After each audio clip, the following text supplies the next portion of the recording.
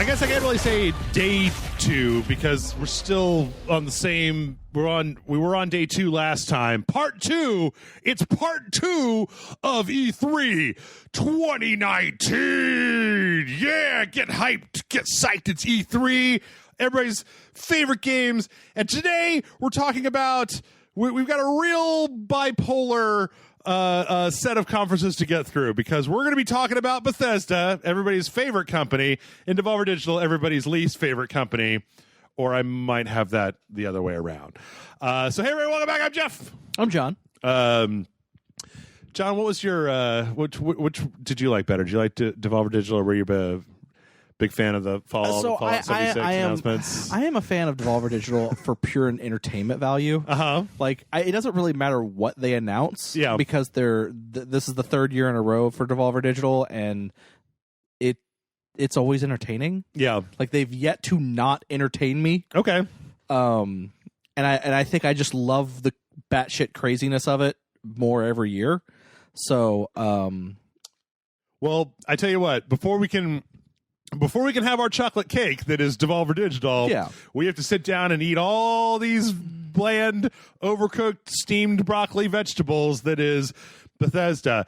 I have been amazed at the way that Bethesda has kind of fucked up their reputation over the last year. Like, a little bit, yeah. But here's the weird thing. Before we actually go into it, I will say, I was not really looking forward to Bethesda going into this. Yes. Like, I was like, I was like, they're just, I can already picture in my head how this conference is going to go, like before it actually went live. Right. And I do feel like there were some moments where I was actually impressed. Like, there were some, like, it wasn't all that guy bad. going woo and wow the entire goddamn time, or half of it at least, until somebody came out and was like, you have to calm down. Yeah. That was annoying. But yeah, so I mean, there was, I feel like there was more that I was impressed with than I was expecting. Okay. But also there was everything that I knew that I was not going to be looking forward to. It almost felt like they doubled down on. Yeah. No, I get it. I get it. We will, and so it's just like it kind of. I have mixed feelings about this press conference. Okay. I don't think it was entirely bad, but it definitely. It had low points. I mean, the difference between the first Bethesda conference and like where we are now is like night and day. Like that first conference was just so impressive. For somebody to just come out of the gate and be like, Fallout 4, here it is. It's coming out this year. Yeah. Here's Fallout Shelter. Here's Prey. I think before we go into it, and I'm not going to say what it is, I think what was more surprising is what wasn't talked about. Okay. Anthem. And we'll... Anthem was totally missing at the Bethesda press. I'm just kidding. But yeah, I think that was legitimately the more surprising thing for me for this conference was that, like, just... And we'll get to it when we get to it, but it was just kind of like, what? Why? I also, though, I would like to just briefly, and this is not just Bethesda.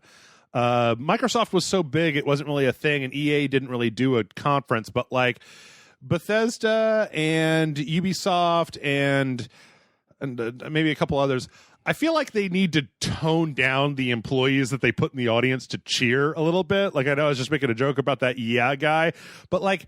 When people in the audience lose their shit for Fallout 76, it really does kind of create this weird thing where I feel like I don't know who you people are that are just that cannot control yourselves about the first announcement, which is that Elder Scrolls Blades is going to be on the Switch, and they're just like, yeah, fuck yeah, and it's like, I don't know anybody that likes Elder Scrolls Blades at this point, so.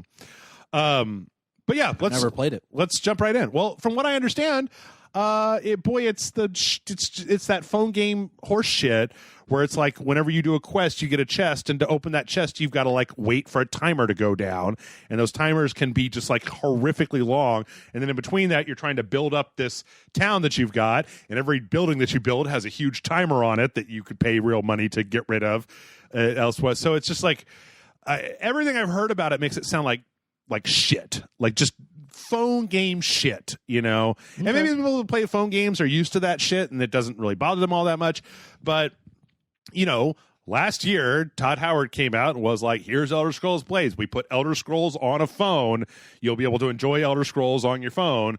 And apparently it's just timers on timers on timers. Yeah, it also felt like there was a lot of Bethesda coming out and being like, yeah, we know. Yeah.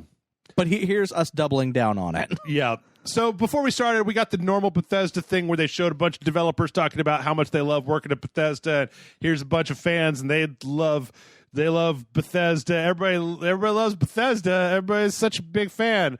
Oh, you know, I met my wife at Bethesda. Bethesda made me into a sex machine. I cured my cancer. I'm great. I'm great. So then we just started out with what I just said. They're putting Blades on the Switch. It's going to be free to play.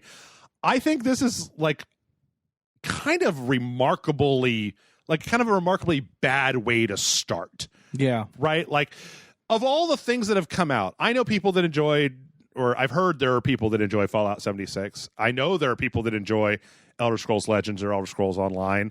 You know, I enjoy Doom, you know, and I'm looking forward to that sort of thing.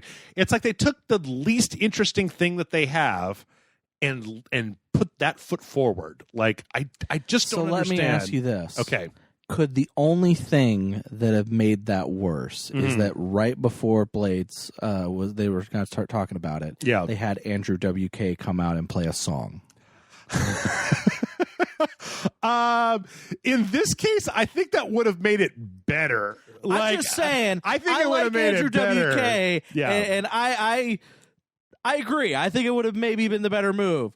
Don't even have it be about Rage 2. Just have Andrew WK come out and... Well, because, I mean, the thing is that they started off... Okay, I'm asking this to you, and I'm asking this to the people that are listening to this. Does seeing the people who work at Bethesda talk about how much they love Bethesda do anything emotionally for you? No. Because it does nothing for me. It just comes off as cheap manipulation, right? Yeah, it's just like... it is. It's totally cheap manipulation. You know, I love working at Bethesda, and it's like, well, who cares? I don't like playing Bethesda games, so, like, you know, it doesn't matter to me how much you like working there if the games that are coming out are not games that I'm interested in playing, which is not the case. There are some games in here that I'm interested in playing, but so yeah, starting out with that, I would have rather seen Andrew WK come out, and I would have said I would have rather seen anything. Like, I don't understand why they didn't start with Doom, right? That's a big crowd pleaser. That's a big pumping up thing. They ended with Doom, but we already knew Doom was coming out. So it's almost like there was a whole section here at the very beginning. And even then, they didn't really show a whole lot of Doom. It was mostly like, hey, with Doom, go to QuakeCon. Yeah. So anyway, they started out with that, and then Todd Howard came out, and he got a standing ovation from the audience, okay, come on, man. Like, you're not fooling me, Bethesda. I know these are not... Nobody's given Todd Howard a standing ovation after the last year of shit that has happened. The other thing is I'm a little pissy about Todd Howard being kind of passive aggressive about, like, you know, you've told us what you like and you've also told us what you don't like, and we want you to keep doing that, and kind of a little bit self-effacing, but not really, because it's not just Elder Scrolls Blades, it's not just Fallout 76, it's also Rage 2. It's, you know, there's just anyway. We gotta get through this. This is the worst part of the vegetables. So Todd came out to talk about, I mean, what was that one thing he said? I'm sorry, this is just going to have to keep going on. Where he's like, we made Fallout 76. We made this game where you can do whatever you want to in the wasteland, and you're all just super nice to each other. And it's like, Todd, do you know what the PvP rules on a Fallout 76 server are? Like, you made it so that people can't just randomly... There's a game mode that's separate from adventure that is specifically for people that want to do PvP, because the people that just want to play it don't want PvP. It's not that they're nice to each other because of the goodness of their hearts. They're nice to each other because they can't kill each other, because it's not a thing that happens. You made the penalty for killing so high that, like, it's not worth it to kill other people and take their stuff unless you're like a Twitch streamer. It's that cognitive dissonance of just, like, That's not what that means, dude. Like, was this also where he was like, and again, this is back to the things that they're not talking about. Yeah. Was this also the moment where he was like, and we're still working on, Starfield, and we're still working on Elder Scrolls 6. And we'll never talk about them again for the rest of the night. Let's move on. Yeah, it's actually after the Fallout 76 stuff, but that's all right because we can talk about it right now. Because I'm on a roll. We're on a roll here. Yeah, that would have been. I mean, they had teasers last year. Yeah, I mean, mind you, the Elder Scrolls thing was literally, and the Starfield one were literally just logos, super teasers, right? Yeah. But you could have made some new super teasers. Right, you could have started with that. You could have led off with, we're making Fallout of Elder Scrolls 6, and we're making Starfield. Remember that? Remember, you still like us because we're doing those things that you want. But no, he mentioned it in passing and was like, we're making these. The end, and yeah. And that's like literally quoting verbatim. By the way, he goes, "We're still working on this. Yep, we're still working on that. Yep." Bye. On. And then he walked off stage, right? Because, okay, listen, I'm gonna, yeah, okay. Let's go back to Fallout 76. I honestly was very surprised that there wasn't some type of Elder Scrolls 6 trailer. Well, I think Starfield's going to be first, but I was kind of surprised that there wasn't something. I mean, it's like we go back to when last year, was it last year when Nintendo announced Prime 4? Was that E3? Yeah. It was on a different direct. I think it was E3, right? Yeah, no, it was E3 direct. It's like, you don't really have to do that much. Might have been 2 years ago. Oh, I think it was last. It might have been last year, but I'm just saying. You didn't have to do that much. Like, you probably have some assets for Starfield. Like, you don't need to put it in a vertical slice, but we could have seen, like, what a character from that game looks like, and then they hold up a gun, and then it just says, Starfield, it's on its way, you know? Like, it didn't have to be a huge thing, but it could have been something, because I feel like a lot of the stable of what they're dealing with is stuff that people aren't all that excited about, which brings us full circle to Fallout 76 and the funniest moment in all of E3. John, I laughed and I laughed and I laughed. Some would say you're still laughing. I am. I'm like the Joker. You should go now. See a doctor. I should. Your laughter lasted longer than 4 hours. Yep. Fallout 76. That's a game. So we're adding a brand new thing to Fallout 76, y'all. We're going to be doing a free update. We're putting NPCs with quests in this game. After all that, and you know what I really don't like about this is that I was rewatching this today, making notes, right?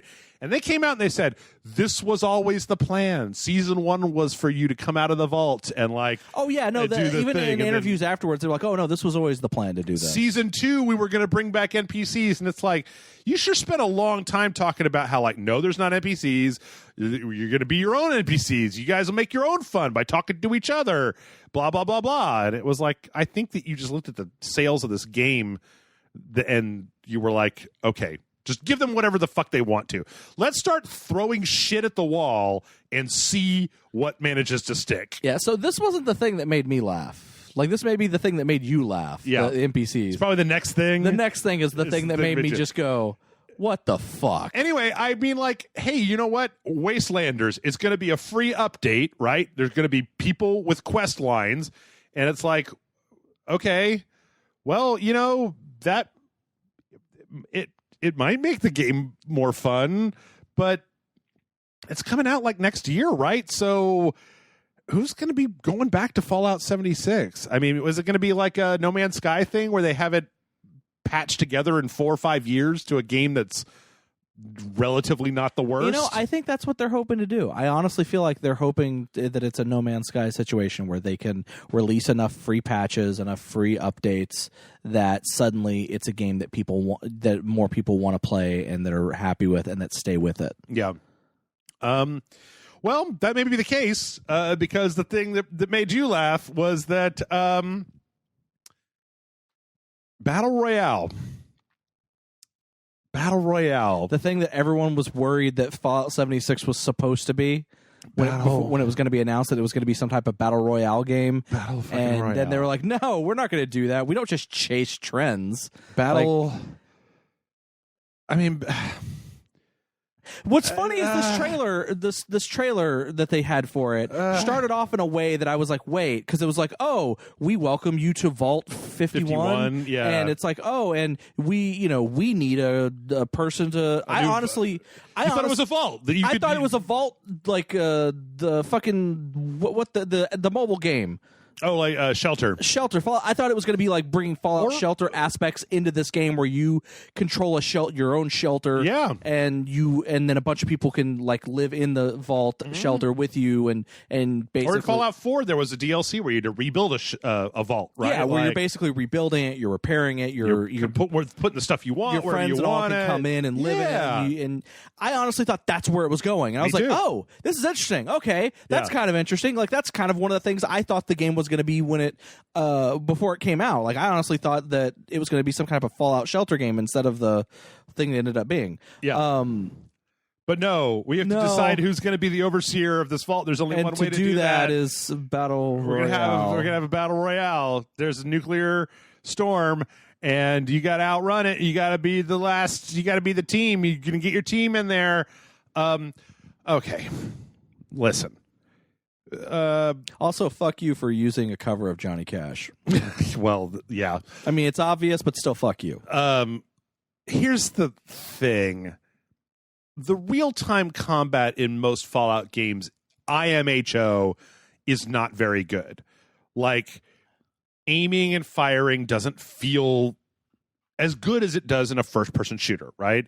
Fallout's in a first-person mode, but it doesn't feel as like snappy or put together. It feels kind of clunky, kind of kludgy, kind of slow. That's why VATS works so great. Right. And even in Fallout 76, you've got that VATS, that weird real-time VATS thing where you can lock onto them with the L1 button. And it doesn't work super great, but it does lock on. The idea of making this into... Plus, I mean, like, the problems go so far beyond just the idea of Battle Royale. Inventory management in Fallout games is bad. Like it's kludgy, right? You got to bring up the Pip-Boy. You got to sort through the different tabs. You got to find the thing. You got to favorite it, pull up a wheel, find the favorite thing on the wheel. And it's like, this was not a game engine that was ever designed for hardcore PvP. Like it's just not a good PvP engine. Like it doesn't feel very good to play. And that's not just because I'm bad at it, because man, I played it. I am bad at it. You know, I killed one person the entire time. But, you know, there's things in the beginning like you have a map of the area and you just have to choose where you want to spawn. There's no, you know, most Battle Royale games have the like you're jumping out of the bus or you're you know, you got to get to pick in real time. You get to see where other people are going to go and then you get to jump. And like here, you don't do that. You just pick where you're going to go. And then if some other people are there, well, there you go. But you do it blind, right? Yeah. And then like the fire, the storm, it's super easy to get just swept up in that and die. Like I feel like in Fortnite and in Apex and a place like that, like if you make a concerted effort to run away from the front as it's closing on you, you can get away from it. But Fallout 76 has a stamina bar, and so if your stamina bar goes down, then you can't run fast enough, and if the flames overtake you, you're dicked. You just can't get out of it. Like there's no way to get enough stamina to get out of it because it goes faster. It's slightly slower than you are at a run, but you can only run for a few seconds. That concept of the stamina bar was made for the VAT system, for the AP system in the main game. Like there's not even a reason to have it in here. Like if they simplified the inventory management, and I know this is a beta, but like these are really basic design flaws that I feel like should have been addressed. It feels half-assed. It really does. It really does. Like in Apex Legends, like, you know, you can only hold a few different weapons, right? So you can put them on like the D-pad to switch between. But, you know, in Fallout, you can encumber yourself by picking up too many weapons, and then you've got to use their janky bullshit menu system to go into and you've got to know exactly what bullets go in what gun. You know how in Apex, how they're all color-coded, so it's really easy to know red bullets go in a red gun and bullets go in a blue gun. Whereas here, you're just looking at a Pip-Boy, and it's like you have to read the thing to find out, oh, this takes 7.62 bullets. Like I ended up dropping a bunch of guns that I had ammo for and keeping a bunch of guns I didn't have ammo for in the nuclear winter because I don't know. It's just so poorly put together and it feels so trend chasey that I don't know. To me, it just looks. It's a bad look, is what I'm saying. So I could keep going. This entire thing with Fallout 76 was very much a hey, please come back. Yeah, please. Yeah, we really want to make this. We hate the fact that we're not succeeding, and we really want to prove that we can succeed. So please come back. Not just that, I mean, but since it's Battle Royale, it makes everybody go to level 1. So all you have to do to play the Battle Royale is like exit the vault, and then you can totally go into Battle Royale and play that because you don't have to level up at all. So it's like there's not even a good reason for the people that have spent a lot of time playing the game. They don't have any advantages. I don't know. It seems just very ill-conceived to me, and very much like they needed something. They needed something to try to get people in, and all them kids like Battle Royale. So I guess we could totally put Battle Royale in 76. I don't know. I don't like it. I think it's bad. Maybe once it gets out of beta, it'll be good, but right now I think it's bad. So yeah, bad. We've been a little bit so far. So why don't we go to something, John, that is a lot less fart noise coming out of my mouth? One of the top 3 E3 moments, E3 memes that happen was Shinji Mikami came out to talk about Ghostwire Tokyo, and he's not going to do it. He introduced Ikumi Nakamura, who is his protege. Who's been around. She's done work on. She did Bayonetta, Akami 2, character Bayonetta. design and stuff. And the internet loves her. So here's the interesting thing I found out. Apparently, she is not fluent in English. But when they asked her to do this, they were like, "Okay, well, we'll get a translator for you." This was like months and months before this event was going to happen. Right. And she said, "No, I don't want a translator. I'm going to learn English, and I'm going to go on stage and do this because I need them to understand what I'm saying and the enthusiasm behind what I'm saying." Yeah. And that's not going to come through if a translator is reading my words off. They're not going to have the same enthusiasm that I would. Right. And they're like, okay, if that's what you want to do, we'll give you the time to do that. So if it wasn't adorable enough not knowing that, this makes it even like 50 times more adorable that she went out of her way to learn English and learn how to make sure that she's saying things as clearly as she can while still being able to be herself. Yeah, which is pretty amazing because it was kind of hard to understand her, but again, there was nothing could have substituted for the raw enthusiasm of this person for this particular project. Yes. So Ghostwire Tokyo is the next game from Tango Softworks. This is probably one of 2 games that I came away going, I want to play that game. Oh yeah, 100% from Bethesda. 100%. She did say that it's not survival horror. No, it's action. Yeah. She talked a lot about you're going to meet ghosts. Some will be good. Some will be not as good. I love the part where she says it's spooky. Yeah. And because like when she comes out and when she's finished, she also does this little like anime schoolgirl kind of cheering stuff, and it's but she's wearing this all black outfit. She's talking about this spooky game.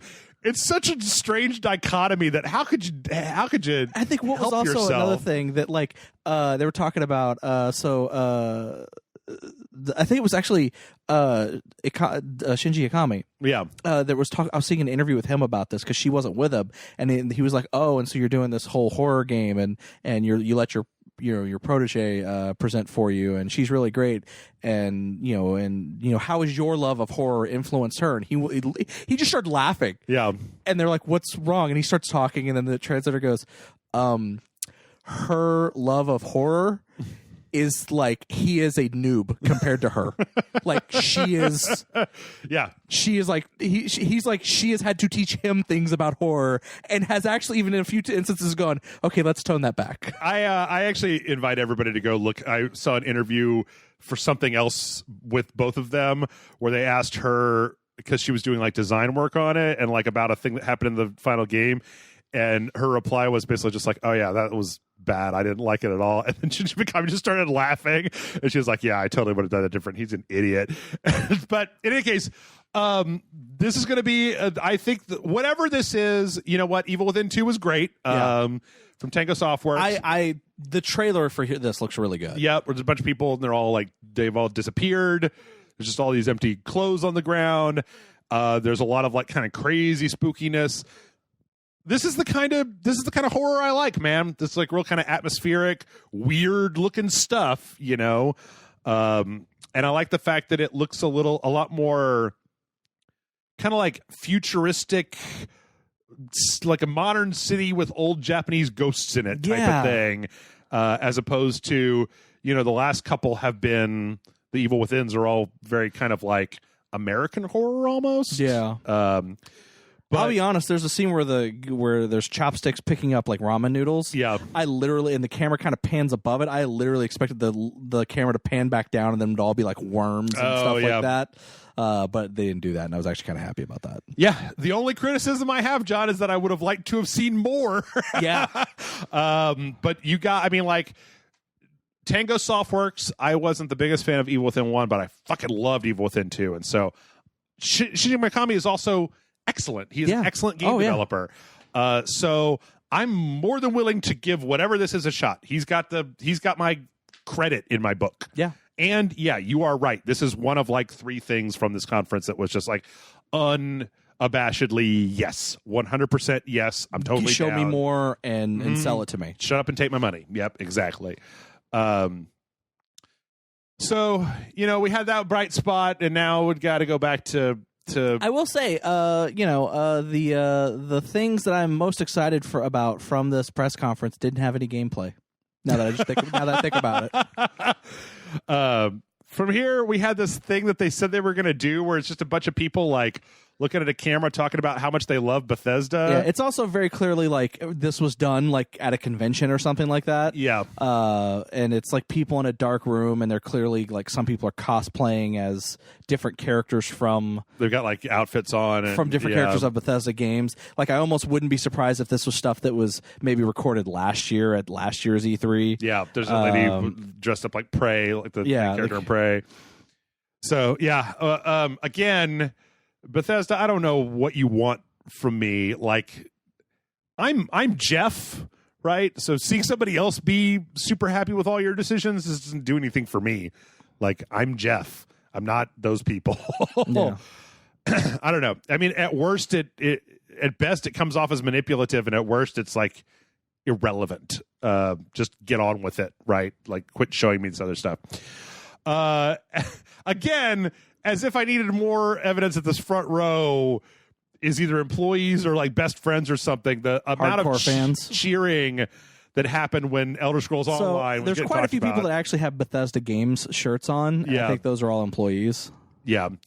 Elder Scrolls Online, that they just put out the Elsewhere that had the Necromancer and the dragons or whatever. Yeah, sure. Yeah, I honestly tuned out during this whole segment. There was this little. They spent a lot of money. There's a couple of these things that just seem to represent an inordinate amount of money. Apparently, this cinematic is like the continuation of a cinematic from last year. Yeah, no, with the same characters. I don't remember any of them. And again, or not again, but what I will come to is to say,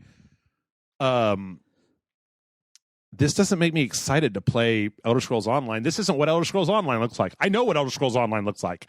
Well, I mean, I look at this kind of cinematic. It's the same thing as like World of Warcraft cinematics. Like, yeah, those are, they're there to get you hyped for the content. They may not be indicative of what the game is actually like, but there's clearly elements that are in it that hint or allude to the content that's going to be in the expansion. Yes. And so, it looks pretty. I didn't hate this trailer, but I don't know anything about these. In the same way that the Blizzard cinematics don't make me want to go out and play WoW ever again, this kind of doesn't make me ever want to play Elder Scrolls ever again. Yeah, I guess it's just the WoW cinematics tend to be a little bit more self-contained stories. Yeah, like Blizzard is a lot better at telling you a story in 7 minutes, and whereas this is like, oh, this is the continuation of last year's cinematic trailer for the Elder Scrolls Online. Well, like, so each expansion has had like a cinematic trailer to go with it that is like one continuous story. Oh, okay.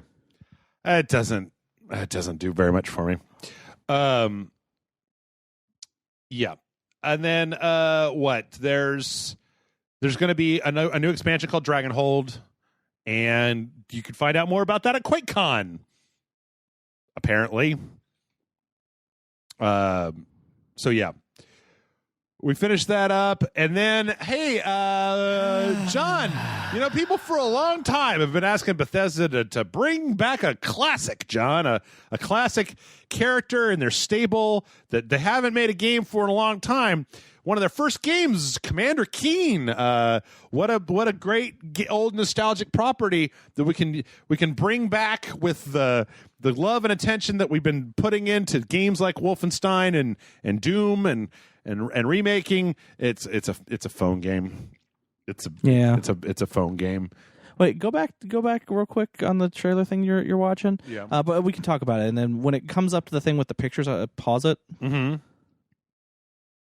They're the children of the original Commander Keen. If I'm not mistaken, that's B.A. Blazkowicz. Oh, B.J. Blazkowicz, yeah. B.J. Blazkowicz, and I think one is supposed to be referencing, like, I think those are the sisters from on the side over here, or the sisters from Wolfenstein Youngblood. Oh, okay. And then all right. Yeah, but it's supposed to be these are the children of the original Commander Keen. Yep. He has twins, a boy and a girl. And they're having space adventures on Mars. Really nice art style. A lot of money obviously went into this animation. It's just like a crappy phone game. Like it's just it's just a crappy, like, I mean, I don't know. Maybe you know what? That's not fair, John. Maybe it's a really good phone game. I don't care. I don't care about phone games anymore. Like I'm done with phone games.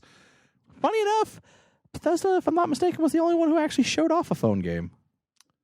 I don't think Ubisoft did. I think they had that dumb Tom Clancy game that had Sam Fisher in it. Oh, that's right. You're right. We will get to that eventually. We will get to that eventually. And Square did too. But that's all right. We'll get to all that. In any case, I don't know. It looks like some phone game, and like I know there's going to be somebody out there that's getting ready to hit the downvote button right now. And if you like phone games, already hit the downvote button, dude. If you like phone games, that's cool, man. But like, I don't like phone games. I want to play like grown-up games on my thing. And I think that it'd be really cool if they made like a side-scrolling Commander Keen game, right? Because it was originally a side-scroller. If they went and found like, I don't know, like Cher or somebody who does good side-scrolling work, like the people that made the Strider game or something like that, and made like a good Commander Keen game and then put it out for $20 and let us all buy it. And it's like, okay, that sounds great. I would totally pay for that. But I've no interest whatsoever in some phone game, especially considering the fact that Bethesda has shown between Fallout Shelter and Elder Scrolls Blades that their primary mechanic for phone game stuff is making you wait. Is giving you huge timers you have to wait through in order to play more of the game or pay. And I hate that shit because when I want to play a game, I want to play a game. I don't want you telling me when to play a game. I want to play a game. I get that. So, right. Elder Scrolls Legends. John. It's a card game. I think we played it one time. Yeah. I played it. All right. I played it for a while. You played it on your own? Yeah, on my own. Yeah. I mean, it's a decent card game. Like, it's not bad. Like, I played through the free version of it on my iPad until it got to the point where it's like, oh, if you want to play more of this, you have to pay for it. Yeah. And I was just like, I don't think so. I'm also going to say again, here, we've got this whole intricate trailer with all these live action Elder Scrolls people, and I'm like, man, they spent a lot of money. I do like drunk mud crab, mud kip, mud. No, what do I call those things? I forgot. Anyway, yeah. If you want to play a card game, it's not a bad card game, but yeah, it's a pretty good card game. I just, I don't really want to play a card game. From there, we got to talk a little bit about Rage 2. We got a trailer, kind of an 80s like sitcom-y type of trailer. This is for like a DLC? So there's a couple things here. One is that there's going to be some, I believe, free expansions, which are the cheat codes and the ability to play as the mechs, pilot the mechs or whatever. There is a full-on DLC, because, I mean, this thing had a season pass. So there is a full-on DLC called Rise of the Ghosts. That's supposed to put in a new faction, new powers, new guns, new bunch of different stuff. Again, this kind of comes down to one of those, like, I beat Rage 2. I don't want to go back to it. Like, I kind of finished it, but I don't want to reinstall Rage 2. Yeah, I haven't played it yet. I'd rather play Doom over again, honestly, than Rage 2, because it was just kind of a bad I don't know. It wasn't very good. I didn't like it very much. So that's what that is. I mean, it comes down to a lot of this comes down to that, where it's like, oh yes, here's the things you always wanted from Fallout 76 from the beginning. Like, all this content seems like it would be good, but I kind of wish that it was in the game when it came out, instead of forcing me to go back and play it several months later. I do appreciate the one callback to one of their previous trailers. Which, with the cliff at the very end. Same smug cliff. Same, yeah. New vehicles. Yep. Where they're going, new this, new that, new gameplay modes, new this. And the same smug cliff. Yep. Yeah. I mean, the thing is that whoever does the marketing for Rage 2, I like them. Yeah. It just wasn't a very good game. I mean, it was a mediocre game. And from a company that has been doing very good with their properties, I expected more. And I'm not going to apologize for expecting more out of you, Bethesda. I'm not mad. I'm just disappointed. From there, we got Dirk Gustafsson, the crazy eyes himself, the man with the crazy eyes. Yeah, I pointed this out in our online stream, and everyone was like, "God damn it, I can't unsee it! I didn't see it before you mentioned it, but now it's all I see." Yeah, he's got a real staring. He likes to stare right into the camera. Those big bug eyes, and his name is Jerk, or probably Yerk. So this is Wolfenstein. We're talking about Wolfenstein. Cyberpilot's still going to be a thing. Last year that's their VR. Yeah, where you pilot one of the big dogs. Yeah. The big Nazi dogs. And then we got another trailer for Youngblood, which, I mean, again, this is one of those things where, I mean, I guess there's maybe some people watching E3 that don't know that Youngblood is coming out in like a month. As somebody who keeps up with this, though, you didn't have to sell me. I was gonna check it out. I like Wolfenstein. I liked Wolfenstein 2.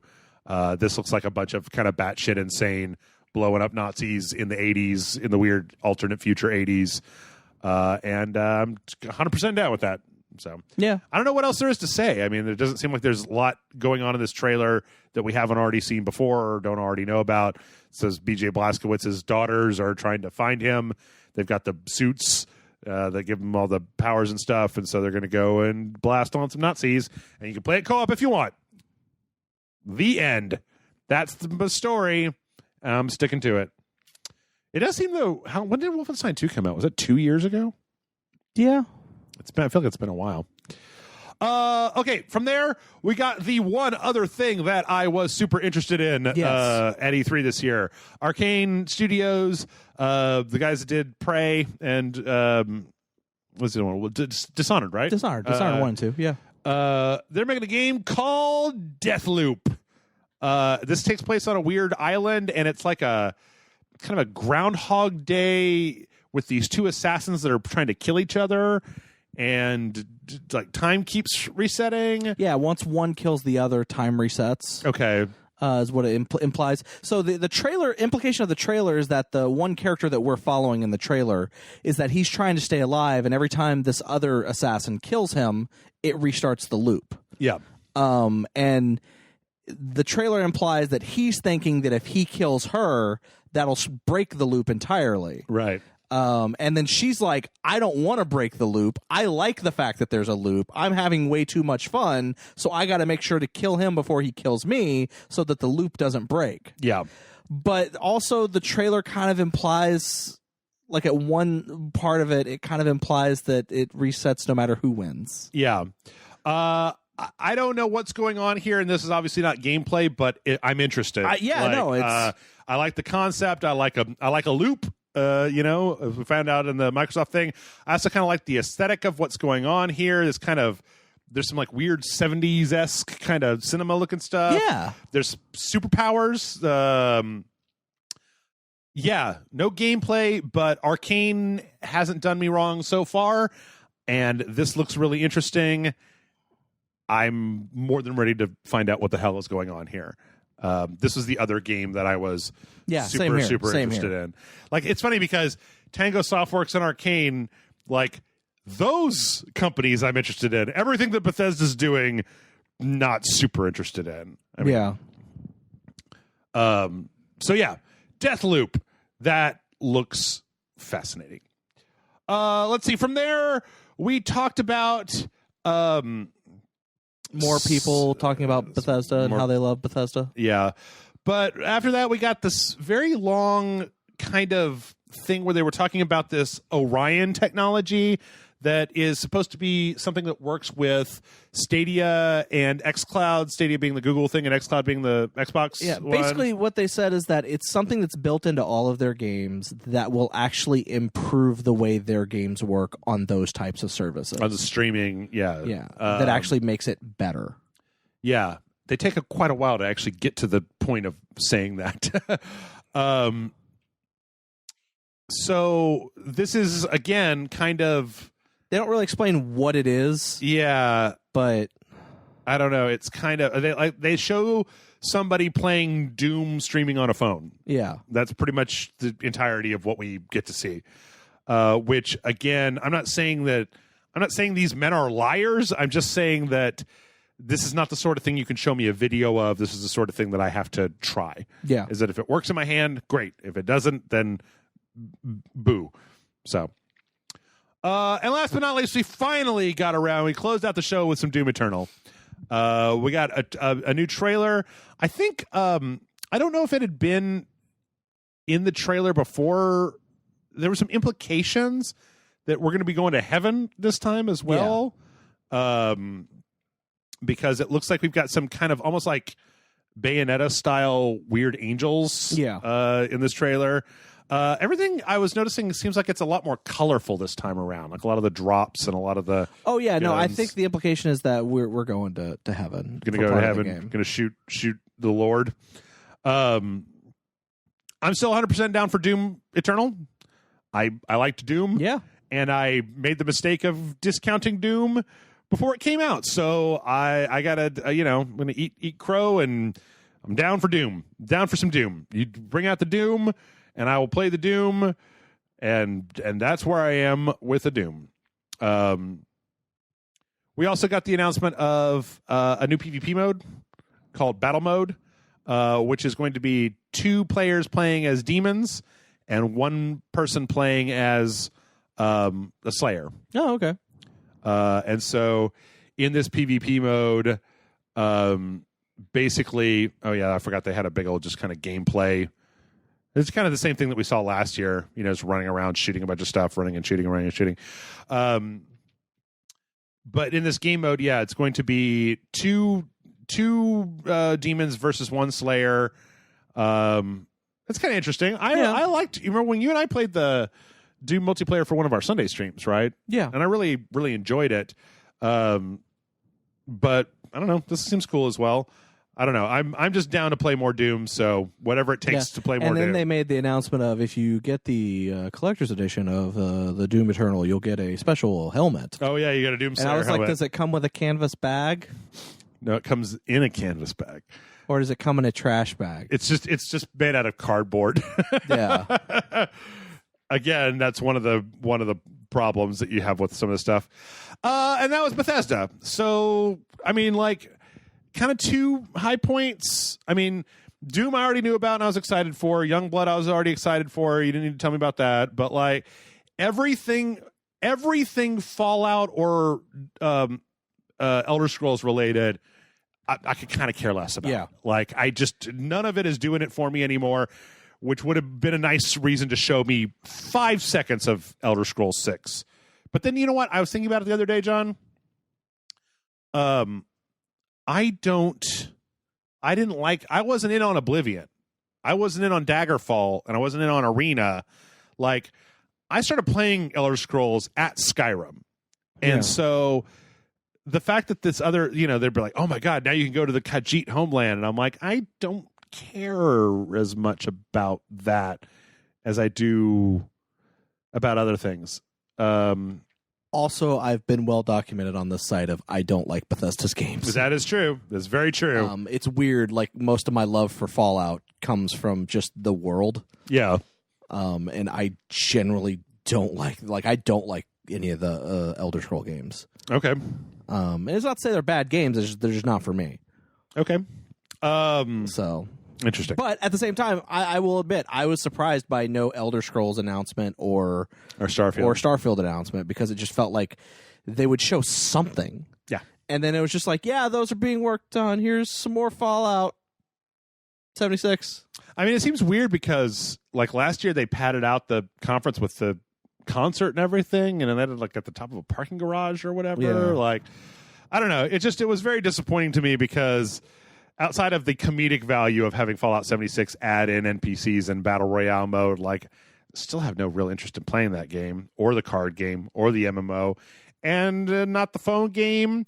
I mean, and which is none of that to say, again, if you play those games and enjoy them, more power to you. But goddamn, I don't care. Like, I just don't care about them. So. Yeah. I don't know. Anyway, let's not go too far ahead of ourselves. We're going to take a quick break. When we come back, let's talk about Devolver Digital. Yeah. It's been some time since Vault 76 opened its door. And we all discovered that Appalachia isn't quite what it used to be. We've traveled pretty far. Heard there's hope here in Appalachia. Folk rebuilding, fighting back. We'll fight too, right by your side. All right, John, that was roughly 45 minutes of bitching and moaning and complaining and just being generally pissy about Bethesda. Why don't you and I talk about the greatest game publisher that's ever been in all of existence, Devolver Goddamn Digital. Yes. I know some people don't care for them, but I like Devolver Digital because they don't put on E3 press conferences. They make short films about an E3 press conference. About E3 press conferences. So for anybody that hasn't been paying attention, last year at the E3 press conference, let's see, what all they're doing, like loot boxes. There was the cryptocurrency. And at the end, poor Nina Struthers got gunned down by a guy dressed like Snake Plissken from the future, who said that she needed to die, right, to save the future, right, in a scene that was pretty much just that scene in RoboCop where the guy gets shot by the ED-209. And this year we pick up with more RoboCop. I'm going to be honest with you guys. We're going to do a movie review here because they announced like 4 things, and it's pretty easy to just say what they are. But they decided to go in and kind of do like a bit of a Nintendo Direct. Well, no, I'm thinking like this. A lot of this stuff. It's like they're actually aping RoboCop. Oh no, they're totally scene for scene aping RoboCop. Like, and I'm so glad that Nina Struthers' death was exaggerated because she's the best part. I don't know if they could make this work without her. Like, I agree.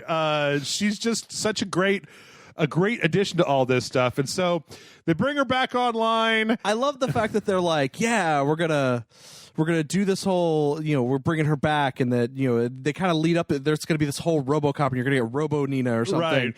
And then they're just like, work. She's too fucked up. She's too fucked up. We can't do it.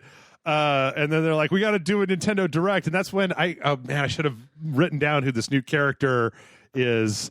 This lady who, if I'm not mistaken, John, you might be a person who can tell me this. Like, is this lady, was it RoboCop, the Frank Miller comic where they had this like kind of busty lipstick lady that like turned RoboCop, like fucked up all his directives. I think you're right. Yeah. It wasn't 2, right? No, wait. Was in 2? There was the lady that brought the drug guy back, right? Yeah. But she wasn't part of OCP, was she? God, it's been a long time since I've seen RoboCop 2. In any case, there's a lot of RoboCop parallels going on here. The nice thing about all of this, right, is that Devolver Digital, as you've pointed out several times, is actually a film company as well. Yeah. So, like, this is not... Like, if we were to go talk about the... who are the guys that put out the physical copies? The limited run thing where it's just like, oh, look how shitty this is. Isn't it ironic? But, like, this is the costumes, the set, the film, the effects, like, it all is good looking. Like, yes. This doesn't look like some just YouTube horse shit. It looks like the Batcave from one of the Batman Begins or the Nolan Batman movies. Yeah, with all the fluorescent lights on it.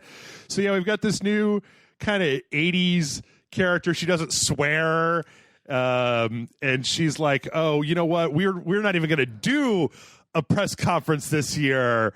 We're going to make the first Devolver direct from Nina Struthers' brain." Yeah, so they like plug into her brain and they can program her to say, well, like the whole thing is like we can program her to say whatever we want. Yep, and I can't like. I feel like somebody else should be doing something like this. What's also weird is that in addition to a RoboCop riff, they also riff on fucking Videodrome at one point. Oh yeah, with the new fresh yeah. So what's interesting is that what this all means is that instead of making fun of E3 press conferences, we're making fun of Nintendo Direct, which is hilarious because how many of their games are exclusive at this point. Yeah, they're just on PC and Switch. Yeah. I mean, what, Ape Out and... hell, my friend Pedro that's coming out is only on PC and Switch. Yeah. This is kind of incredible. Like, I feel like... Is it all possible that someday Nintendo would let Devolver produce their press conference? That would be the weirdest clashing of worlds. The fact that Devolver and Nintendo have some kind of weirdo relationship is already strange to me. Yeah. Like, because they're the last, when you think about Nintendo's previous, like, family-friendly kind of reputation that they've built up, Devolver is not the game publisher I will say, to Nintendo's credit, the Switch has done away with that. Yes. Yeah, in a lot of ways. So, yeah, we get Nina Struthers. She's in the... I like it says VP of Intimidating Stances or Presence.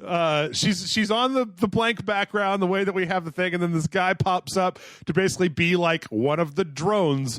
Fresh Wilson, youthful, exuberant supervisor from like one of the Nintendo Directs talking about, oh, we've got a multi-tiered presentation. With all I like the fact that she's completely confused, like what the fuck is going on? This actress who plays Nina Struthers is amazing. She's so awesome. And I bet that she lives in Austin, and I bet that one day I'm going to see her. No, she lives in California. Oh, okay. Damn it. Because I know the Devolver has a office here in Austin. Yeah, well, their head offices are here in Austin. And then she rips his throat out. I mean, just like an 80s horror movie style. No, that's totally, Roadhouse rips the throat out. Oh, right. You can't eat, you'll starve. No, so then she's kind of confused about what's going on, and then we get our first trailer, which is for the Fall Guys, which I find it really interesting that they paid for a Harry Belafonte song. They paid for Shake Sonora, which is like, a real song. Yeah. I think that this game looks fun. It's essentially a 100-person battle royale survival. It's more akin to like American Ninja Warrior, or what was it? Like, it reminds me of like or Gang Beasts a little bit. Gang Beasts a little bit, but also like what's the fucking thing that where they took the Japanese footage and they kind of it's like Power Rangers. No. It's like Kamen a game Rider. show. No, it's not. It's Ninja not, Warrior. No, it's Iron Chef. Wheel of Fortune. Moving on. But like Wipeout and all these other little TV shows where it's people doing really stupid shit. Or like, what was that game show where people had to like put their body into a certain position because there was a big wall coming at them? So yeah, it looks like there's a bunch of stuff, and we see all these little like kind of gloopy don't know, little guys. They've got tiny little feet and long arms. Yeah, all trying to get to the big crown at the end of it. Yeah, I don't know. I mean, this is fine. I don't know if this is exactly my sort of game, but who knows? We'll probably play it on a Sunday stream at some point. Devolver Digital also releases a lot of really stupid multiplayer games that are way more fun than they have any right to be. That is true. So this is Fall Guys Ultimate Knockout. It's going to be 2020 PS4 PC. So we were just talking about Nintendo. This one's on the PS4. I love the way, though, that in this that they've so just completely copied what a Nintendo Direct looks like. All the graphics, all the color red that they use, the little arrow things that are going back and forth. So the joke here, I mean, just basically ends up being that as this goes on further and further, Nina Struthers gets more and more like confused and perturbed about what's going on. I think that the second one that they have is this is where they introduce the bootleg, the Devolver bootleg, talking about how, like, you know, why should we let filthy pirates get all the money? We'll release our own bootleg. Yeah, we'll release our own bootleg. It'll be available now. Yeah, and I'm sorry, I love all the facial expressions on, you know, watching all this happen. Which, you know, after this was announced, you know, you went online, downloaded it, and then me and Amanda, right after the conference, came over here immediately. Yep. And we played it. It was a lot of fun. $5 is about 93 megs, and it's just like weird D-res versions of Enter the Gungeon, Hotline Miami, and that sort of thing. It's pretty fun. Go watch the dojo if you haven't already. Yeah, it's a lot of fun. You know, it's worth the $5, right? It's not, you know, it's not going to be your new favorite video game of all time. It's not Game of the Year 2019. No, but it is a lot of fun. But it is fun. From there, what I love is this, because then the guy like starts grabbing at his chest while she's talking, and then suddenly like a tentacle pops out of his chest. Yep. And this giant like monster thing bursts out of his body. Yep. And she gets pissed off at it because he apparently blew his spot of coming in. Oh, Carrion, the big guy from this game, Carrion. I mean, just like, you know, somebody spent money making this big rubber what I monster. love about it is they used it. Yeah. Like, so Devolver Digital also had a stream, like a daily stream where basically at their little event that's across the street from E3 because they're not allowed in E3. Right. So they... I love everything about them. Huh? I love everything about them. Yeah, so they have this event across the street, and they actually had a stream where they had like two Twitch streamers running, you know, playing various games with them. And sometimes they would get like other YouTube personalities or Twitch personalities that would come in and play the Devolver games with them and do kind of like cross promotion and stuff like that. And then they played Carrion with this giant monster with the tentacles flailing everywhere. And basically it was revealed that its name is Carrion, goes by Carrie for short. Yeah. And that he's the one who's making the game, and it's a game about his life. Yeah. And literally was walking the guy like through playing it and like telling him like different stuff about it and like answering questions. He's like, oh yeah, you know, I like, you know, I decided I'd put, you know, I was really inspired by games like, you know, some of the games I like to play, you know, like The Witcher or Bloodborne or things like that. Like I really get into those, and like it's a full on mouth moving in sync with the talking, and someone's puppeteering the arms all over the place. And they did this for like 30 whole minutes of uninterrupted, like unscripted conversation as one of the guys is playing the game. I need to send them Rage Select Theater. I need to send Devolver Digital Rage Select Theater and ask if they need puppets for things. But the actual game is interesting. It's like you play as this big... It's a horror game in reverse. Yeah, this big gloopy blob that's breaking out of containment and eating people up. And it's it seems like the more you eat, the bigger you get, and then you just like lose mass. And then, so the more you eat, the bigger you get, and then you also can, as you get bigger, you get more abilities. Yeah. That will allow you to do certain things. So there is actually a Metroidvania aspect to it. Okay. Because there are certain areas you can't get into until you get certain abilities, and the only way to get those abilities is to eat more people to get bigger. Okay. Yeah, it looks interesting because it's got this like pixel art style, but then the movement on the monster is just very fluid. Yeah, it's great. Yeah. No release date for it yet, other than 2020. Though he did say don't expect it on the day that Cyberpunk 2077 comes out, because he'll be playing that. Good. Like, I love the fact that the Carry-On was like, yeah, the only day I could guarantee you it won't come out on is he actually said the release date, and the guy was like, 16th. why not? Yeah. And he's like, because I'll be playing Cyberpunk 2077. Why would I release my own game on that date when I'd be too busy playing that game? Yeah. Let's see. From there, I feel like we had. Was this around the time where Nina can't swear anymore? Yeah. Again, things just kind of start escalating. This whole thing was what, like 15 minutes long or 20 minutes? Yeah, I mean, usually they're like 15 to 20 minutes. Yeah. From there, we jumped over to the Enter the Gungeon House of the Gundead, which was an actual production arcade cabinet shooter. Yeah. That will be in some places. I have to assume that it'll probably be somewhere here in Austin. Probably Arcade UFO. Yeah. Or Pinballs. Which is an actual, it's an actual arcade cabinet. I don't know if it's a real thing or if it's like just for this, but that's crazy. Yeah, that's pretty insane. But that's the same sort of thing that they were doing, right? With the cryptocurrency and the loot boxes. You don't think that they're actually a thing, and it turns out they're actually a thing. Yeah, they don't fuck around. So as time goes on, Nina starts glitching out more and more and can't swear. And then we get the trailer for the Picnic Panic DLC for The Messenger, which I really like. The Messenger. I have actually yet to play this game, and I keep meaning to. I played all the way through it, played to the very end, and I like the idea that with this one, because you switch between the different worlds, and here it seems like the 8-bit world of this island is sunny, and that the 16-bit world is like stormy. So yeah, it's going to be a free expansion July 11th. Yeah, that's great. I love this game. I will definitely be going to play Picnic Panic at some point.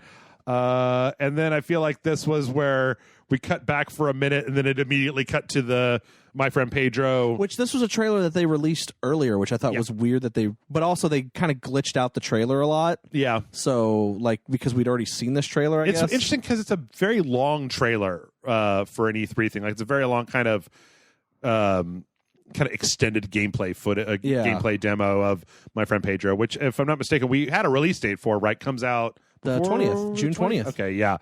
So from there, we just got a bunch of Nina freakouts. Yeah, and she's seeing clips of games from previous years. Yeah, and then we see her cry because. And then we get the lady comes in and she's swearing and being so the lady who comes in, the speech that she gives here, if I'm not mistaken, is a word for word rip of the speech from the end of Videodrome. Oh, really? Okay, all right. And then at that point, we're pretty much done. Except we're not totally done. Because then they riff on because then it's Judgment Day. Because then it's Terminator. Yeah, it's like the future, and somebody runs in and it kind of looks like a cross between Ripley and a Terminator. Just like, come with me if you want to live, and it says to be continued. Well, if I'm not mistaken, isn't that the girl that's helping? That's always her assistant in the glasses. So she's not wearing glasses. I don't think so, because I thought her hair was maybe black. Not. Maybe not. Her hair is brown. Okay, I could be wrong. I could be wrong as well. Anyway, then we got the end credits, which had their own bunch of jokes. I love the fact that it was the future's future, the future's future. Yes. And the credit for it was whoa. Yeah. Super self-contained burrito. Anyway, if it's not already apparent, and if you haven't turned off this podcast by now, John and I love Devolver Digital, and we do. I you know what?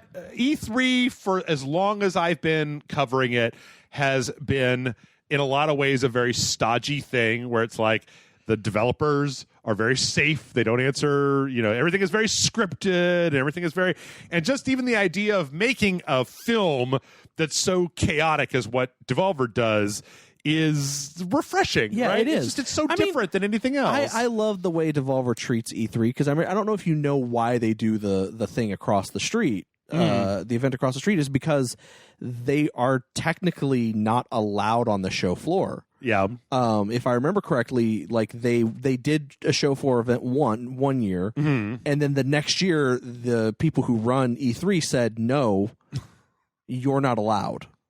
That's weird because I wonder what they were doing, because every time I've run into Devolver Digital at a conference, they've been very. I think it was just I don't think it had anything to do with what they were doing. I think it's that they don't see them as a big enough company to warrant it. Okay. Even though Devolver was like, whatever you want for the space, we'll pay it, and they're like, no, we don't want you there.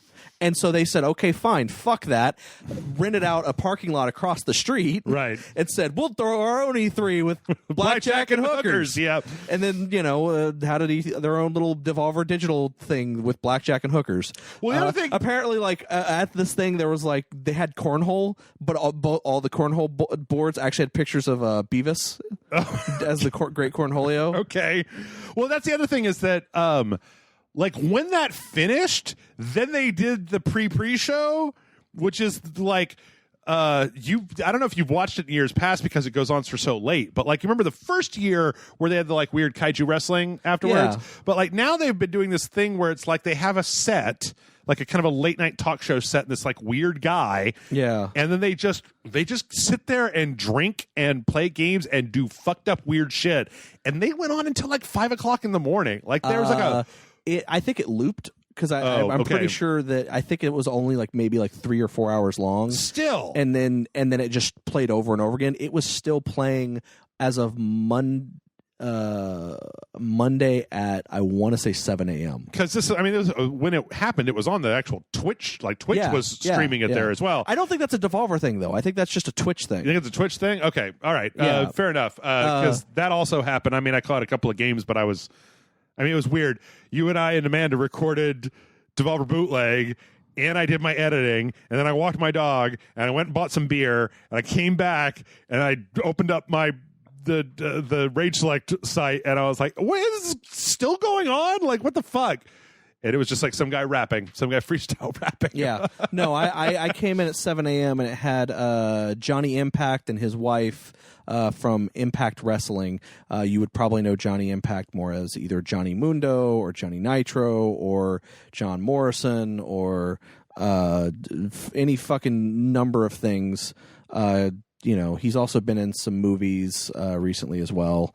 But he's a professional wrestler. Yeah. And he was basically he's actually I think he's been at the last 3 years he's been on this pre-show thing. I think he's guested on there, and then he had all of them do like wrestling promos against this guy that he's going to be facing at the next event for Impact Wrestling, and they all like did like really bad promos.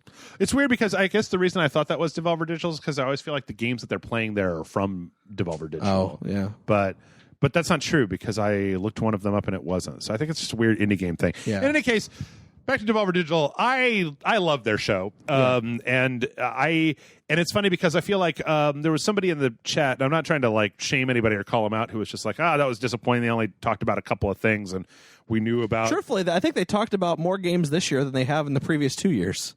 Well, I feel like the first one they had more games, and then the second one they started to get a little bit more like. I thought the first one they only talked about one game in the first one, and then the second one is where they had like 3 or 4, like 2 or 3 announcements, like Metal Wolf Chaos and all those. I remember the first one was the one where they called up Suda51 on Skype, and he was like, "What am I doing here? Yeah. What is this? Who are you people?" Yeah.